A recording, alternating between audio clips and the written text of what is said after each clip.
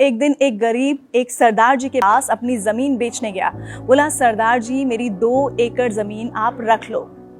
सरदार जी ने पूछा कि इसकी कीमत क्या लगाओगे? गरीब बोला 50,000 रुपए।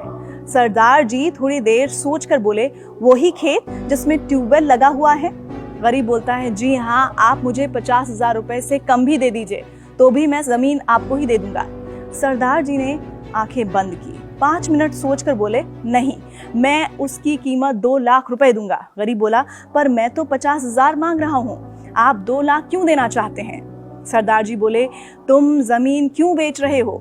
गरीब बोला, बेटी की शादी करनी है, इसीलिए मजबूरी में बेचना पड़ रहा है, पर आप 2 लाख क्यों दे रहे हैं? सरदार जी बोले, मुझे जमीन खरीदनी है, किसी की मजबूरी नहीं।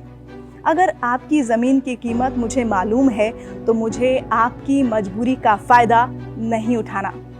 मेरा भगवान इससे कभी खुश नहीं होगा। ऐसी जमीन या ऐसी कोई भी चीज जो किसी की मजबूरियों को देख के खरीदी जाती है, वो जिंदगी में कभी भी सुख नहीं देती। आने वाली पीढ़ियां मिट जाती हैं। सरदार जी ने कहा कि मेरे मित्र, तुम खुशी खुशी अपनी बेटी की शादी की तैयारियां करो। 50,000 की व्यवस्था हम गांव वाले मिलकर कर देंगे। तेरी जमीन भी तेरी ही रहेगी। गरीब हाथ जोड़कर आंसू भरे हुई आंखों के साथ दुआएं देता हुआ चला गया।